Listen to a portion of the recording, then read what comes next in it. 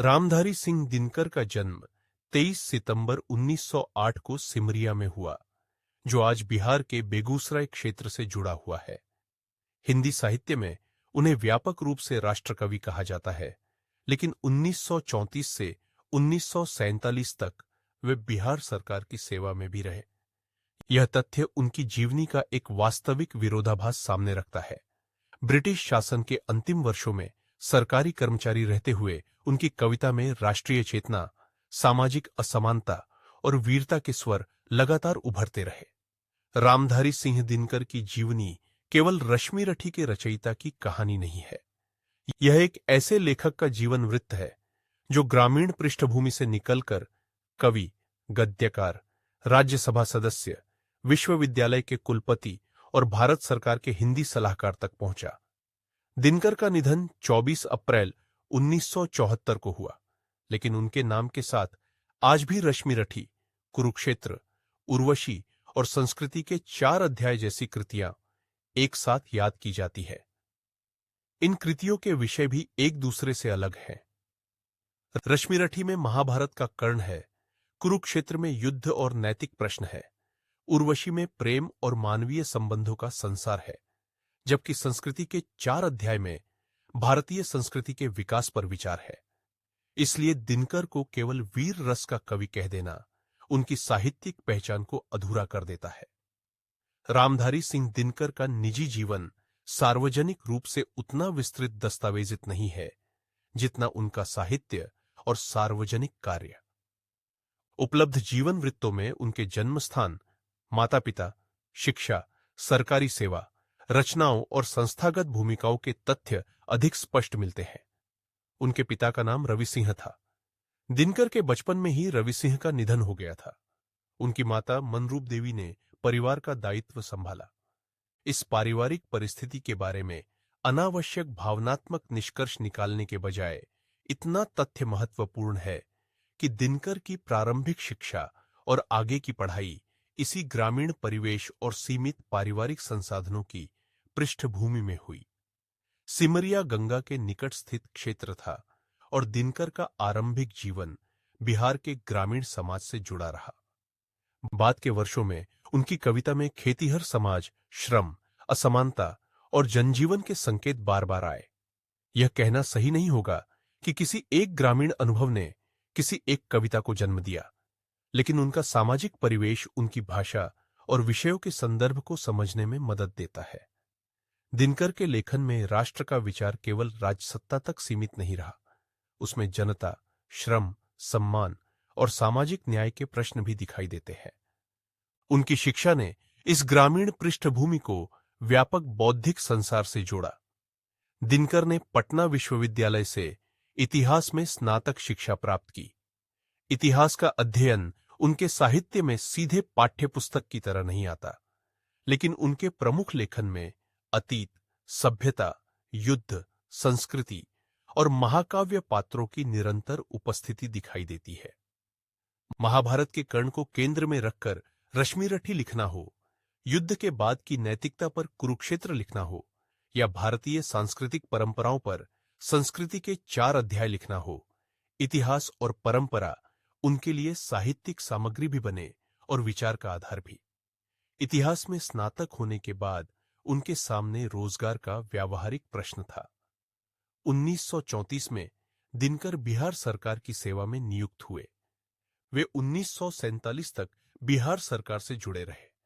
इस अवधि में भारत अभी ब्रिटिश शासन के अधीन था और राष्ट्रीय आंदोलन का प्रभाव साहित्य, पत्रकारिता और सार्वजनिक बहसों पर बढ़ रहा था। दिनकर की सरकारी सेवा और उनकी राष्ट्रवादी चेतना वाली कविता का सह अस्तित्व इसी दौर में दिखाई देता है। उपलब्ध तथ्यों के आधार पर इतना ही कहा जा सकता है कि उन्होंने नौकरी करते हुए लेखन जारी रखा। किसी गुप्त राजनीतिक दंड, सेंसरशिप या निजी टकराव की कहानी जोड़ना प्रमाण के बिना उचित नहीं होगा। दिनकर के आरंभिक काव्य संग्रहों में रेणुका और हुंकार विशेष रूप से चर्चित रहे। रेणुका का प्रकाशन 1935 में हुआ और हुंकार 1938 में सामने आई। इन रचनाओं ने उस कवि की पहचान बनाई जिसकी भाषा में ऊर्जा, संबोधन और सार्वजनिक प्रश्नों का दबाव था। हुंकार शीर्षक ही बताता है कि दिनकर की कविता केवल निजी अनुभूति की भाषा नहीं थी, उसमें सामूहिक स्वर के लिए जगह थी। इस दौर में उनका नाम हिंदी कविता के उन लेखकों के साथ जुड़ने लगा जिनकी रचनाएं राष्ट्रीय चेतना से संवाद करती थीं। दिनकर की प्रारंभिक कविता में वीर रस महत्वपूर्ण था, लेकिन वीरता उनके यहां केवल युद्ध का दृश्य नहीं बनती। वह अन्याय के प्रतिरोध, आत्मसम्मान और सक्रिय नागरिकता की भाषा भी बनती है। यही कारण है कि उनकी कविता की सार्वजनिक पहचान तेजी से बनी। फिर भी उनके लेखन को केवल तत्कालीन राजनीति का घोषणापत्र मानना गलत होगा। वे मिथक, इतिहास और समकालीन समाज के बीच संबंध बनाते रहे। यही प्रवृत्ति बाद में उनकी सबसे प्रसिद्ध कृतियों में अधिक स्पष्ट हुई। 1946 में प्रकाशित कुरुक्षेत्र दिनकर के साहित्यिक विकास का एक महत्वपूर्ण पड़ाव था। कृति का आधार महाभारत का युद्ध है, लेकिन इसका केंद्र विजय का उत्सव नहीं, युद्ध के बाद उठने वाले नैतिक प्रश्न है। महाभारत की कथा में युद्ध समाप्त हो चुका है, पर मनुष्य के सामने हिंसा, न्याय, प्रतिशोध और शांति के प्रश्न बाकी है। दिनकर ने इसी स्थिति को कविता का विषय बनाया।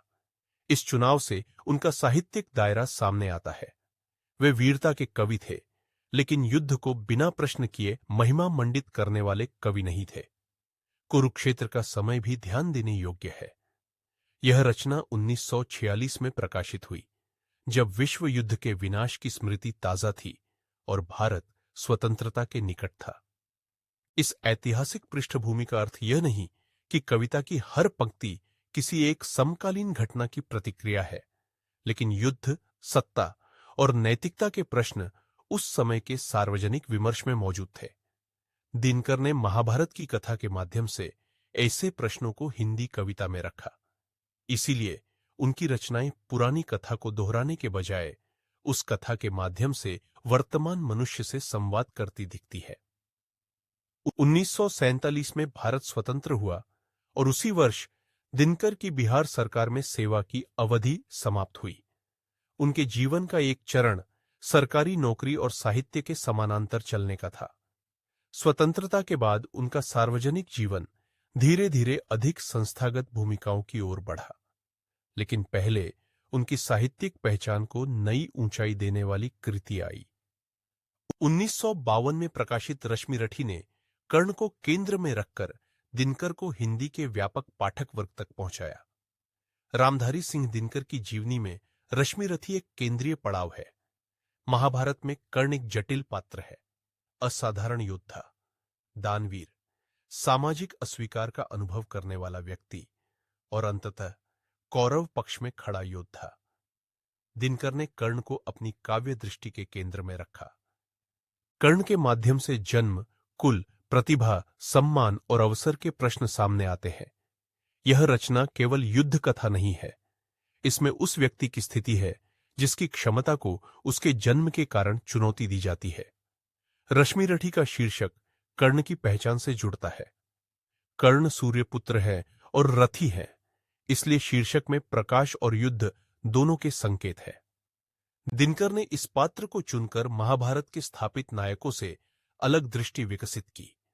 उनकी रुचि उस व्यक्ति में थी जिसे सामाजिक स्थान मिलने में बाधाएं थीं, लेकिन जिसने अपने पराक्रम और दानशीलता से विशिष्ट पहचान बनाई। यह चुनाव दिनकर की सामाजिक चेतना के अनुरूप दिखाई देता है। उन्होंने साहित्य में ऐसे पात्र को केंद्र दिया जिसे परंपरागत कथा में अक्सर अर्जुन या कृष्ण की तुलना में अलग स्थान मिलता है।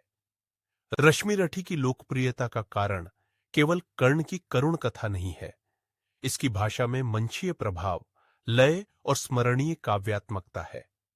दिनकर की शैली में संस्कृतनिष्ठ शब्दावली और बोलने योग्य प्रवाह दोनों मिलते हैं।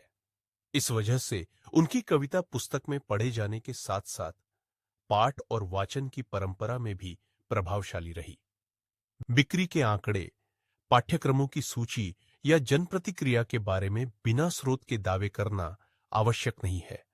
इतना पर्याप्त है कि रश्मिरथी को उनकी सबसे अधिक पहचानी जाने वाली कृतियों में गिना जाता है।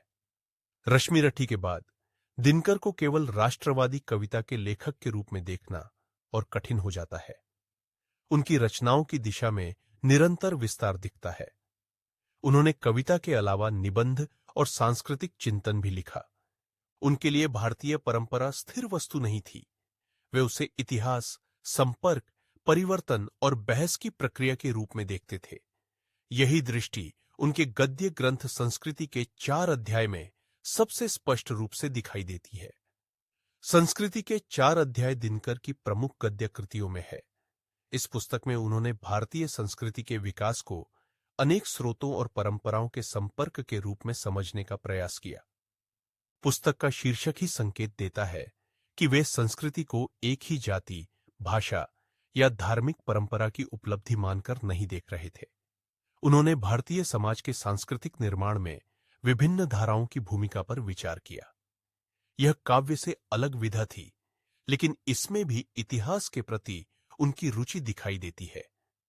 1959 में संस्कृति के 4 अध्याय के लिए दिनकर को साहित्य अकादमी पुरस्कार मिला। उसी वर्ष उन्हें पद्म भूषण से भी सम्मानित किया गया। इन दोनों सम्मानों को एक ही उपलब्धि का सरल परिणाम कह देना सही नहीं होगा, क्योंकि साहित्यिक पुरस्कार और नागरिक सम्मान की प्रक्रियाएं अलग होती है।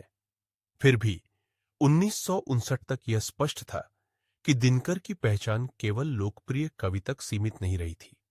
उन्हें साहित्य और राष्ट्रीय सार्वजनिक जीवन दोनों में मान्यता मिल रही थी। उनकी सार्वजनिक भूमिका का एक बड़ा चरण 1952 में शुरू हुआ, जब वे राज्यसभा के सदस्य बने।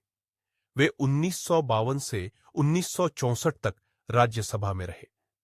यह अवधि स्वतंत्र भारत की शुरुआती संसदीय व्यवस्था का समय था। दिनकर अब केवल कविता के माध्यम से सार्वजनिक प्रश्नों से जुड़े लेखक नहीं थे। वे संसद के उच्च सदन के सदस्य के रूप में भी राष्ट्रीय संस्थाओं से संबद्ध थे। साहित्यकार का संसद में जाना अपने आप में किसी राजनीतिक विचार का प्रमाण नहीं होता, लेकिन यह उनके बढ़ते सार्वजनिक महत्व का तथ्य अवश्य है। राज्यसभा की सदस्यता के साथ दिनकर का लेखन बंद नहीं हुआ। उनकी साहित्यिक पहचान और सार्वजनिक भूमिकाएं साथ साथ चलती रहीं। यह वही पैटर्न है जो उनके पहले जीवन में सरकारी नौकरी और कविता के साथ दिखाई देता है। फर्क इतना था कि अब वे स्वतंत्र भारत की सार्वजनिक संस्थाओं से जुड़े थे। दिनकर का जीवन इस अर्थ में कई समानांतर भूमिकाओं का जीवन था। कवि, विचारक, सांसद और बाद में भाषा संबंधी प्रशासनिक जिम्मेदारी निभाने वाले व्यक्ति। दिनकर की रचनाओं में प्रेम और सौंदर्य का पक्ष भी मौजूद है, जिसे उनकी राष्ट्र कवि वाली छवि के कारण कभी कभी कम याद किया जाता है। उर्वशी इसी पक्ष की प्रमुख कृति है। उर्वशी पौराणिक पात्रों, उर्वशी और पुरूरवा के माध्यम से प्रेम, आकर्षण, देह, सौंदर्य और मानवीय संबंधों पर केंद्रित काव्य है। यह विषय रश्मि रठी के युद्ध और सामाजिक सम्मान के प्रश्नों से भिन्न है। उर्वशी यह प्रमाण देती है कि दिनकर ने अपनी रचना दुनिया को केवल राष्ट्र, युद्ध और इतिहास तक सीमित नहीं रखा। उर्वशी का प्रकाशन 1961 में हुआ। इस कृति के लिए दिनकर को 1972 में ज्ञानपीठ पुरस्कार मिला। ज्ञानपीठ पुरस्कार उनके साहित्यिक जीवन की सबसे बड़ी संस्थागत मान्यताओं में से एक था। विशेष बात यह है कि यह सम्मान रश्मि रठी के लिए नहीं, उर्वशी के लिए मिला। इसलिए दिनकर की साहित्यिक प्रतिष्ठा को समझने के लिए केवल कर्ण केंद्रित महाकाव्य को याद करना पर्याप्त नहीं है। उर्वशी ने दिखाया कि वे प्रेम और मानवीय संबंधों के विषय में भी गंभीर काव्यात्मक हस्तक्षेप कर सकते थे। उर्वशी को लेकर अलग अलग साहित्यिक व्याख्याएं संभव है, क्योंकि यह कृति मिथकीय कथा को आधुनिक भावबोध से जोड़ती है। लेकिन एक तथ्य स्पष्ट है, दिनकर ने पुराण कथा को केवल धार्मिक या ऐतिहासिक कथा की तरह नहीं लिया। उन्होंने उसे मानवीय अनुभवों की भाषा बनाया। रश्मि रठी में कर्ण के माध्यम से सम्मान और सामाजिक स्थिति का प्रश्न था। कुरुक्षेत्र में युद्ध के बाद नैतिकता का प्रश्न था। उर्वशी में प्रेम और मानवदेव संबंधों की कल्पना थी। इन तीनों कृतियों को साथ रखने पर उनके विषयों की व्यापकता सामने आती है। 1964 में दिनकर की राज्यसभा सदस्यता समाप्त हुई। उसी वर्ष वे भागलपुर विश्वविद्यालय के कुलपति बने और 1965 तक इस पद पर रहे। विश्वविद्यालय का कुलपति होना साहित्यिक प्रतिष्ठा से अलग प्रशासनिक जिम्मेदारी थी। यह पद शिक्षा संस्था के संचालन से जुड़ा था। दिनकर के जीवन में यह एक और उदाहरण है कि उनकी भूमिका केवल लेखन तक सीमित नहीं रही। उन्होंने संसद के बाद विश्वविद्यालय प्रशासन से भी जुड़ाव रखा। भागलपुर विश्वविद्यालय के कुलपति के रूप में उनका कार्यकाल लगभग 1 वर्ष का था। उसके बाद 1965 में वे भारत सरकार में हिंदी सलाहकार के रूप में जुड़े। वे 1965 से 1971 तक इस भूमिका में रहे। भारत सरकार के हिंदी सलाहकार के रूप में काम करना भाषा के सार्वजनिक उपयोग, प्रशासनिक संदर्भ और हिंदी से जुड़ी नीतिगत जरूरतों के क्षेत्र से संबंध रखता था। दिनकर की यह भूमिका उनके साहित्यिक व्यक्तित्व के दूसरे आयाम से जुड़ती है। वे हिंदी में लिखने वाले लेखक थे और अब हिंदी से संबंधित सरकारी कार्य में भी योगदान दे रहे थे। यहां दिनकर की जीवनी का आरंभिक विरोधाभास फिर एक नए रूप में दिखाई देता है। ब्रिटिश काल के अंतिम वर्षों में वे बिहार सरकार की सेवा में थे और राष्ट्रवादी चेतना वाली कविता लिख रहे थे। स्वतंत्र भारत में वे राज्यसभा, विश्वविद्यालय और भारत सरकार की हिंदी संबंधी भूमिका से जुड़े। दोनों स्थितियों को एक जैसा नहीं माना जा सकता क्योंकि राजनीतिक संदर्भ बदल चुका था, लेकिन दोनों में एक समानता है। दिनकर की साहित्यिक पहचान के साथ प्रशासनिक और सार्वजनिक जिम्मेदारियां लगातार चलती रही। रामधारी सिंह दिनकर का निजी जीवन समझने के लिए भी यही सीमा ध्यान में रखनी चाहिए। उनके बारे में कई लोग परिवार, विवाह या निजी संबंधों के विस्तृत विवरण जानना चाहते हैं, लेकिन भरोसेमंद सार्वजनिक जीवन वृत्तों में उनके साहित्य और पदों की तुलना में निजी संसार के विवरण कम मिलते हैं। इसलिए उनके निजी जीवन को लेकर अनुमान, भावनात्मक कथा या असत्यापित प्रसंग जोड़ना उचित नहीं है।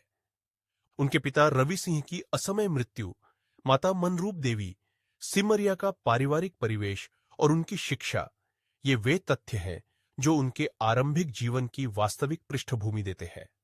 दिनकर की रचनात्मक यात्रा में एक और महत्वपूर्ण पहलू उनकी भाषा है। वे हिंदी में ऐसी काव्य भाषा विकसित करते हैं जिसमें ओज, तर्क, सांस्कृतिक संकेत और लय एक साथ मिलते हैं।